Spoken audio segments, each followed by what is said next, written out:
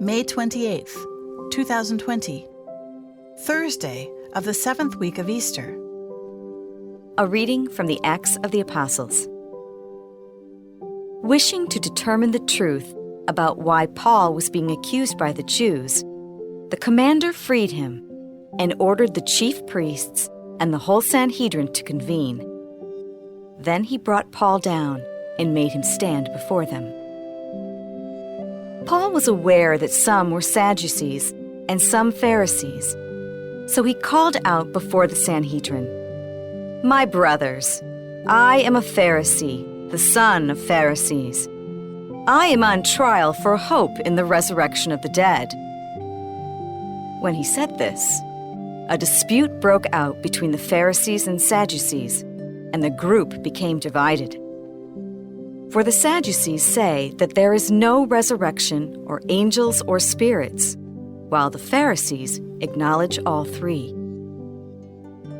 A great uproar occurred, and some scribes belonging to the Pharisee party stood up and sharply argued, "We find nothing wrong with this man.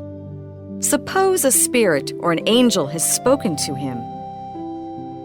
The dispute was so serious that the commander, afraid that Paul would be torn to pieces by them, ordered his troops to go down and rescue Paul from their midst and take him into the compound. The following night, the Lord stood by him and said, "Take courage, for just as you have borne witness to my cause in Jerusalem, so you must also bear witness in Rome." The word of the Lord. The responsorial psalm. The response is, "Keep me safe, O God. You are my hope. Keep me, O God, for in you I take refuge.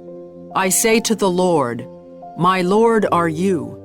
O Lord, my allotted portion and my cup, you it is who hold fast my lot. Keep me safe, O God. You are my hope. I bless the Lord who counsels me. Even in the night my heart exhorts me. I set the Lord ever before me. With him at my right hand I shall not be disturbed. Keep me safe, O God. You are my hope. Therefore my heart is glad and my soul rejoices. My body too abides in confidence, because you will not abandon my soul to the netherworld, nor will you suffer your faithful one to undergo corruption. Keep me safe, O God. You are my hope. You will show me the path to life, fullness of joys in your presence, the delights at your right hand forever. Keep me safe, O God. You are my hope. A reading from the Holy Gospel according to John. Lifting up his eyes to heaven, Jesus prayed, saying, "I pray not only for these, but also for those who will believe in me through their word, so that they may all be one, as you, Father, are in me and I in you, that they also may be in us, that the world may believe that you sent me. And I have given them the glory you gave me, so that they may be one as we are one, I in them and you in me, that they may be brought to perfection as one, that the world may know that you sent me, and that you love them, even as you loved me. Father, they are your gift to me. I wish that where I am, they also may be with me, that they may see my glory that you gave me, because you loved me before the foundation of the world. Righteous Father, the world also does not know you, but I know you, and they know that you sent me. I made known to them your name, and I will make it known, that the love with which you loved me may be in them, and I in them." The Gospel of the Lord.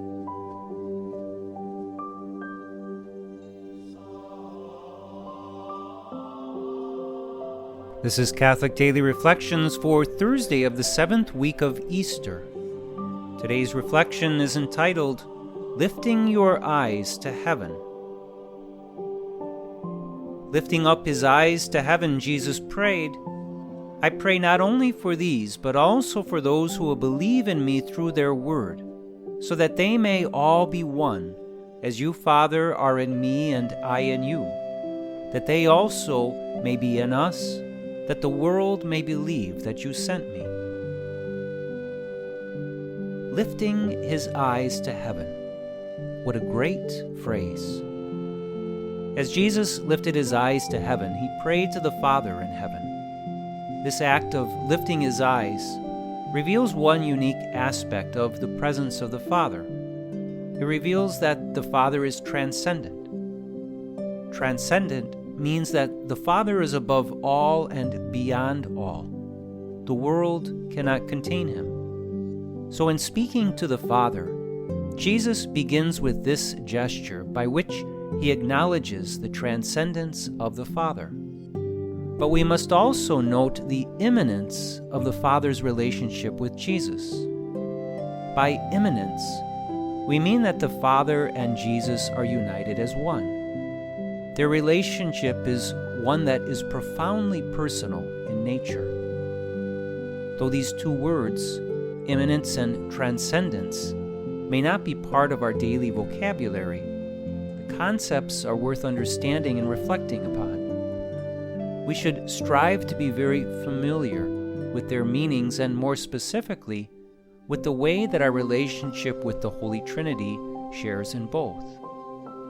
Jesus' prayer to the Father was that we who come to believe will share in the unity of the Father and the Son.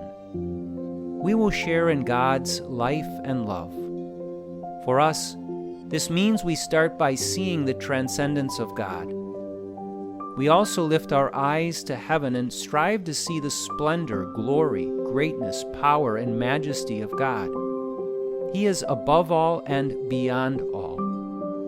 As we accomplish this prayerful gaze to the heavens, we must also strive to see this glorious and transcendent God descend into our souls, communicating to us, loving us, and establishing a deeply personal relationship with us. It's amazing how these two aspects of God's life go together so well, even though at first they can appear to be complete opposites. They are not opposed, but rather are wedded together and have the effect of drawing us into an intimate relationship with the Creator and Sustainer of all things. Reflect today upon the glorious and all-powerful God of the universe descending into the secret depths of your soul. Acknowledge His presence, adore Him as He lives within you, speak to Him, and love Him. Let us pray. Lord, help me to always lift my eyes to heaven in prayer. May I constantly turn to you and your Father. In that prayerful gaze, may I also discover you, alive in my soul, where you are adored and loved. Jesus, I trust